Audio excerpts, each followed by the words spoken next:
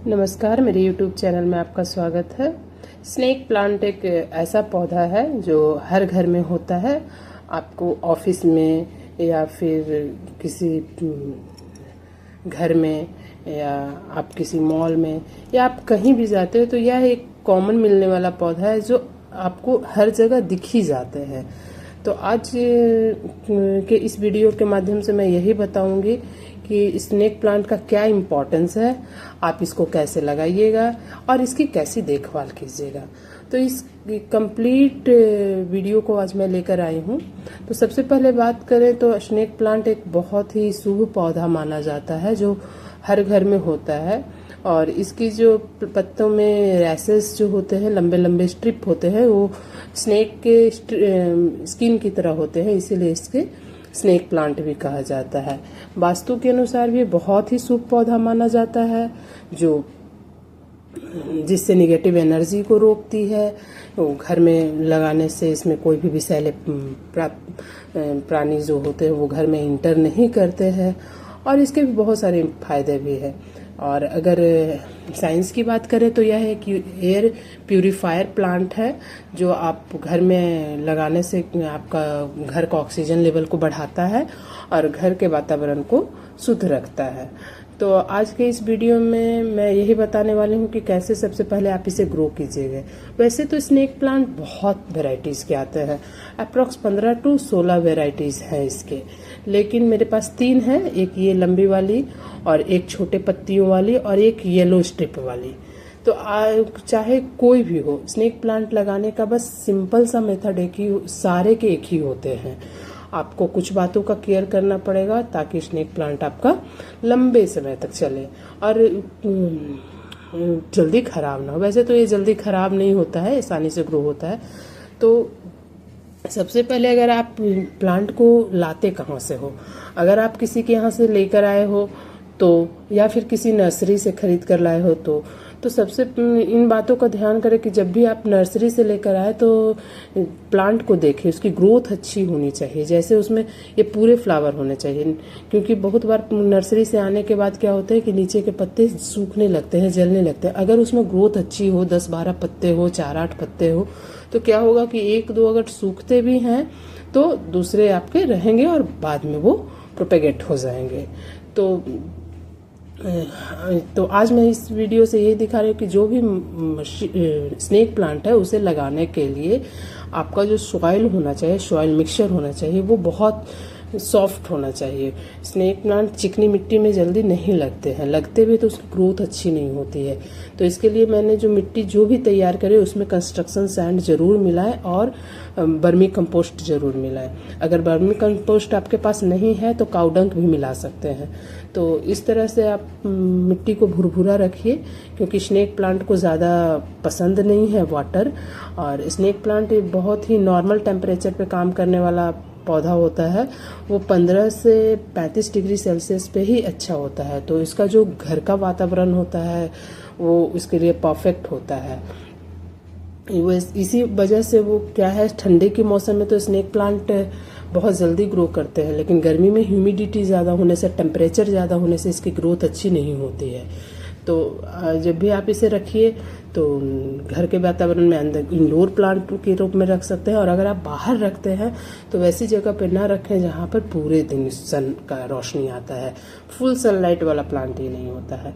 इसे जहाँ पर लाइटिंग अच्छी आती है वहाँ पे आप इसे रखिए और ये आसानी से ग्रो हो जाता है।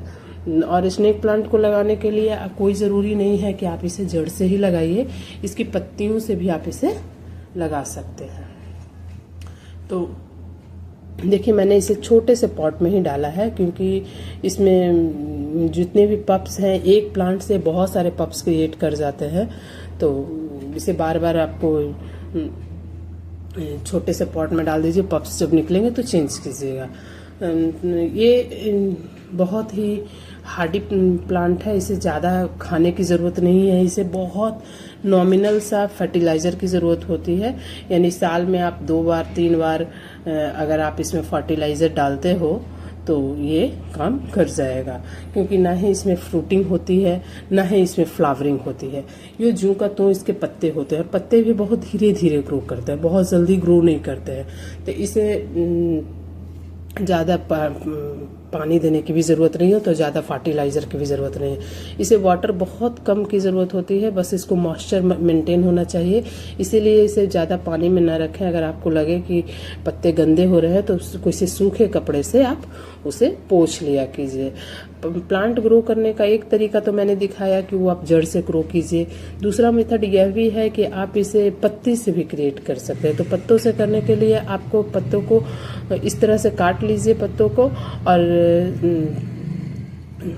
3 इंच लंबाई तक पत्तों को आप काटिए। 3 इंच का लंबाई रहना चाहिए पत्तों में, और उसके बाद उसे आप ग्रो करें। इस तरह मैंने पहले ट्रायंगल शेप में काटा, ये भी एक मेथड है जिसमें रूट जल्दी बन जाती है। और फिर आप इसे डायरेक्ट भी कट करके लगा सकते हो। लेकिन लगाने का एक तरीका यह भी है कि जो भी नीचे का पोर्शन है उसे आपको केयर करना होगा। जैसे देखिए, ये नोड जो है ऊपर वाली वो ऊपर ही रहेगी और नीचे वाला नोड जाएगा मिट्टी में।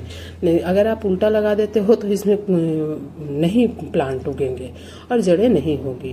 देखिए, वो जो पतला साइड है वो आपका नीचे जाएगा और जो चौड़ा साइड है वो ऊपर आएगा।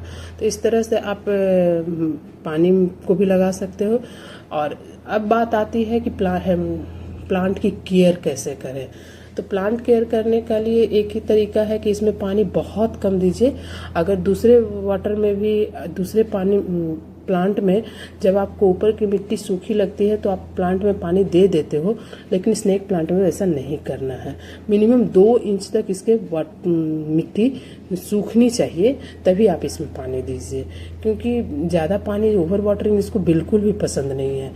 अभी तो बारिश का मौसम चल रहा है तो बारिश का पानी इसे पसंद है, बट पूरे बारिश में आप इसे रखना बिल्कुल पसंद नहीं। तो इसके लिए मैं क्या करती हूँ कि इसे बारिश का पानी में नाइट्रोजन बहुत ज़्यादा होती है, जो एक फर्टिलाइज़र का ही ये काम करता है। तो मैं इसे किसी बकेट में छान लेती हूँ पानी, तब मैं इसमें डालती हूँ, क्योंकि ज़्यादा पानी से ये बिल्कुल ख़राब होता है। इसे पानी इतनी कम चाहिए कि हफ्ते में आप 1 दिन या 2 दिन 2 दिन नहीं, बस 1 दिन पानी दीजिए, उतना ही में ये काफ़ी अच्छा रिजल्ट देगा। इसे पानी की बिल्कुल ज़रूरत नहीं है। ये एक ऐसा परफेक्ट प्लांट है जो यदि आप बिगनर हैं तो सबसे लो मेंटेनेंस में ये काम कर जाता है। आप आराम से इसे ग्रो कर सकते हैं। ज़्यादा धूप में रहने से इसकी पत्तियाँ भी जो होती है वो ख़राब हो जाती है। तो जब भी पत्तियाँ आपको ख़राब दिखे तो इस तरह से आप उसके पोर्शन को कट कर दीजिए। और इसे ज़्यादा धूप में रखने से इसकी पत्तियाँ तो ख़राब होगी ही, और इसका जो लाइट जो है पत्तों में वो भी कम आ जाएगा। तो आप देख सकते हैं मैंने कितना सुंदर एक क्रिएट किया है गमला, और ये मैं इंडोर ही रखने वाली हूँ। जैसे मैं टेबल डेकोरेशन के लिए डाइनिंग हॉल या बेडरूम, या फिर अगर आप बेडरूम में रखते हो तो बस वैसी बेड, या फिर हॉल में अगर आप रखते हो तो वैसी जगह पे रखो जहाँ पे पूरी लाइटिंग आती है। अंधेरे वाले जगह पे सरवाइव नहीं कर पाएगा। इसे धूप नहीं पसंद है बट अंधेरा भी पसंद नहीं है, तो वैसी जगह पे ज़रूर रखें जहाँ पे अंधेरा बिल्कुल नहीं आता हो और कम से कम सनलाइट आती हो। और ये एयर प्यूरिफाइंग है, तो आपको ऑक्सीजन लेवल को भी आपके रूम को अगर आप रखते हो तो मेंटेन रखता है। मेरे पास ये 2 पौधे हैं, जिससे मैं एक बाहर में रखती हूँ और एक मैं अपने डाइनिंग हॉल में ही रखती हूँ, टेबल पे रखती हूँ। मुझे ये पौधा बहुत सुंदर लगता है। सबसे बड़ी बात है कि फर्टिलाइज़र देने के लिए आपको बार बार फर्टिलाइज़र नहीं देने की ज़रूरत है। आप महीने में या 2 महीने पर भी एक बार दीजिएगा, वो भी लिक्विड फर्टिलाइज़र। तो आपको ये आराम से वर्क करते रहेगा, क्योंकि ये हेवी फीडर है ही नहीं ना, इसमें कुछ प्लांट फ्रूटिंग फ्लावरिंग तो कुछ होते नहीं है। तो आप इसको फर्टिलाइज़र क्या दीजिएगा। तो एक सबसे और ज़रूरी बात कि इसे इधर उधर घूमना बिल्कुल पसंद नहीं है। जैसे कि आप इस पॉट में फिर बार बार इसकी जगह चेंज कर दो दूसरे पॉट में, नहीं, इसे बस एक जगह आप लगा दी हो तो उसे आराम से वहीं पे छोड़ दो। बार बार इसे घूमना बिल्कुल पसंद नहीं है। जब आपको पॉट गंदा लगे तो भले आप पॉट को पोंछ दीजिए और तभी आप चेंज कीजिए, पूरी तरह से रूट बाउंड हो गया है। तो अगर आपका गमला छोटा पड़ रहा है, रूट ज़्यादा हो रहा है, तभी आप इस पॉट को लगाइए, अन्यथा दूसरे पॉट में चेंज मत कीजिए। बहुत सारे पप्स आपके उसी से निकल जाएंगे। अगर आपको मेरी वीडियो अच्छी लगी तो please like and subscribe my channel. धन्यवाद।